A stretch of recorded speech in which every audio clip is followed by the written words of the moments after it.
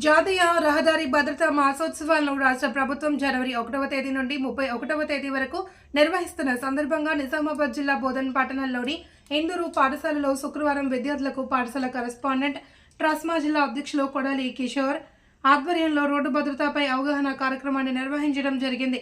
ఈ కార్యక్రమంలో ముఖ్య అతిథులుగా బోధన్ డివిజన్ ఏసీపీ శ్రీనివాస్, అతిథులుగా పట్టణ CI Venkatanarayana, Bodhan motor vehicle inspector Srinivas, traffic inspector Chandar రాథోడ్లు పాల్గొని విద్యార్థులకు వాహన చట్టాలపై అవగాహన కల్పిస్తూ వాహనాలను ఎలా నడపాలి, వాహనాన్ని నడిపేటప్పుడు తీసుకోవాల్సిన జాగ్రత్తల గురించి, రోడ్డు దాటే సమయంలో పాటించవలసిన నియమాల గురించి తెలిపారు. విద్యార్థులు తమ ఇంట్లో తల్లిదండ్రులు, సోదరులు, బంధువులు వాహనాలు నడిపే సమయాన తీసుకోవాల్సిన తగు జాగ్రత్తలు పాటించే విధంగా చూడాలన్నారు. 18 సంవత్సరాల లోపు పిల్లలకు వాహనాలు నడపరాదని, నడిపినట్లయితే చట్టరీత్యా చర్యలు తీసుకొని వాహనదారులకు, యజమానులకు కూడా చట్టరీత్యా కఠిన చర్యలు తీసుకోబడతాయి అని, నియమాలు తప్పనిసరిగా పాటించాలి అని అన్నారు. కొడాలి కిషోర్ పాఠశాల తరపున ముఖ్య అతిథులను సాలువ, పూల గుష్చంతో సన్మానించారు. ఈ కార్యక్రమంలో పాఠశాల ఉపాధ్యాయులు, ఎంబీఐ అధికారులు, విద్యార్థులు, వారి తల్లిదండ్రులు పాల్గొన్నారు. రాంగ్ సైడ్ నడపడం, రాంగ్ సైడ్ వచ్చి నడిపితే కరెక్ట్ రూట్లో వచ్చేటోళ్ళు స్పీడ్ వచ్చేస్తారు, గుద్దేస్తారు అనమాట.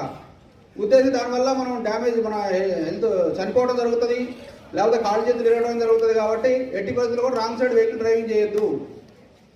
సెల్ ఫోన్ డ్రైవింగ్, ఎట్టి పరిస్థితులు కూడా సెల్ ఫోన్ డ్రైవింగ్ అనేది ఫోన్ మాట్లాడకుండా నడుపుతూ ఉంటాడు బండి. ఆ వెనకాల ఏమొస్తున్నాయో తెలియదు, సైడ్కి ఏమొస్తున్నాయో తెలియదు.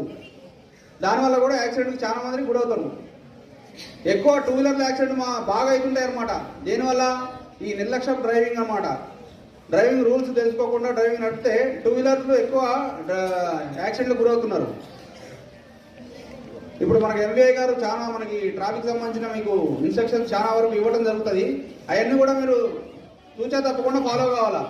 ఫాలో అయ్యి మీతో పాటు మీ పేరెంట్స్కి, మీ బ్రదర్స్కి అందరికి కూడా ఇన్స్ట్రక్షన్స్ చెప్పండి. అదేవిధంగా మీ పేరెంట్స్కి చెప్పండి, ఎవరైనా మద్యం తాగి వెహికల్ నడిపితే మాత్రం ఎట్టి పరిస్థితుల్లో కూడా నడపొద్దని చెప్పాలా. ఓకేనా? మీ ద్వారానే వాళ్ళకి కనువిప్పు కావాలా. ఓకే, ఈ అవకాశాన్ని కల్పించినటువంటి ఈ ఎంబీఏ గారిని, అదేవిధంగా మా ఏసీ గారిని, స్కూల్ గారిని, టీచర్ గారిని నా హృదయపూర్వక ధన్యవాదాలు. ఈ రోడ్ సేఫ్టీ అనేది ప్రతి కాలేజీలో, ప్రతి స్కూల్లో చెప్పడం జరుగుతున్నది. మన కన్న తల్లిదండ్రులు మన మీద ఎంతో ఆశ పెట్టుకొని వారు ఒక పూట తినకుండా మిమ్మలను ఇంత మంచి ఇందూరు మోడల్ స్కూల్లో చేర్పించినారంటే మీరు దానికి స్వార్థం చేసుకోవాలి, మంచిగా చదువుకోవాలి,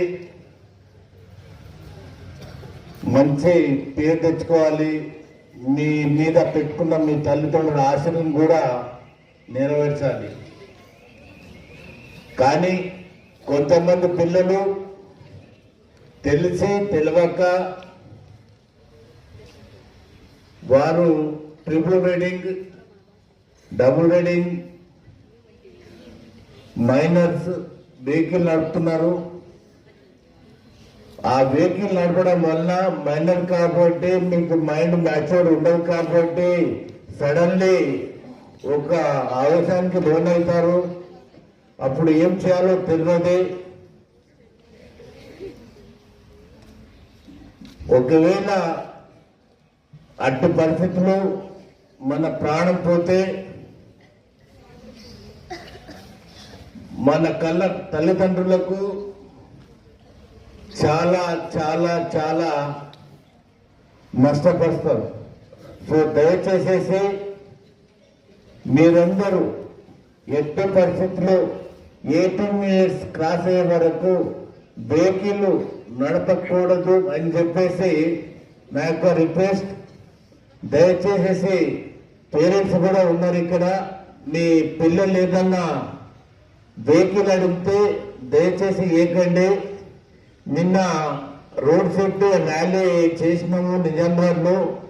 అక్కడ డిటో సారు అందరూ డిసైడ్ అయినారు, మైనర్ ఎవరన్నా ఉంటే 25,000 రూపీస్ ఫైన్ ఇద్దామని చెప్పేసి. దయచేసేసి దానికి పాల్పడకుండా మీరు మీ లైఫ్ను ఎంజాయ్ చేసుకోవాలని చెప్పేసి కోరుకుంటూ సెలవు తీసుకుంటాను. Thank you.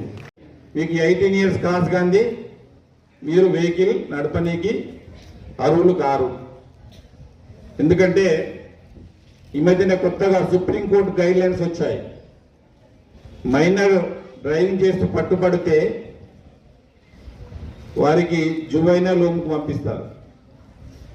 వారికి జువైనల్ హోమ్ అంటే నథింగ్ బట్ ఒక జైలే, పిల్లల జైలు అన్నట్టు జువైనల్ హోమ్. అలాగే 25 ఇయర్స్ వచ్చేంత వరకు లైసెన్స్ ఇవ్వబడదు. మళ్ళీ ఆ పేరెంట్స్కు 3 సంవత్సరాలు జైలు శిక్ష. అలాగే బండి ఓనర్ కూడా, బండి వేరే వాళ్ళదని అనుకోండి, అతనికి కూడా 3 ఇయర్స్ ఇంప్రిజన్మెంట్. అంటే ఈ గైడ్ లైన్స్ ప్రకారం మరి స్ట్రిక్ట్ గా ఫాలో అవుతున్నారు కొందరు. ఇంకా మనం కొంచెం హ్యూమానిటేరియన్ గ్రౌండ్స్ లో మరి డెఫినెట్ గా మరి దానికి సంబంధించిన రూల్స్ ఫ్రేమ్ చేయబడతాయి ప్రతి జిల్లాలో కూడా. కాబట్టి మీరు జాగ్రత్తగా ఉండాలి. ఎందుకంటే ఒక్కసారి పట్టుబడితే మరి మన ఇంతకుముందు సిఐ ట్రాఫిక్ గారు చెప్పడం జరిగింది 1000 రూపాయల ఫైన్ తోని. కానీ నాకు తెలిసి అది అగేన్స్ట్ సుప్రీంకోర్టు గైడ్లైన్స్ అవుతుంది కాబట్టి అది 25,000 ఫస్ట్ అఫెన్స్ కింద 25,000 ఉంటుండొచ్చు. తర్వాత మళ్ళీ ఈ గైడ్లైన్స్ ప్రకారం ఫాలో అవ్వాల్సి వస్తుంది.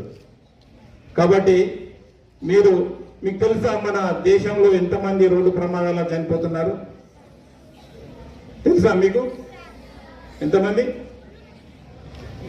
ప్రతి సంవత్సరం మన ఇండియాలో 1,70,000 మంది రోడ్డు ప్రమాదాల వల్ల చనిపోతున్నారు. రోడ్డు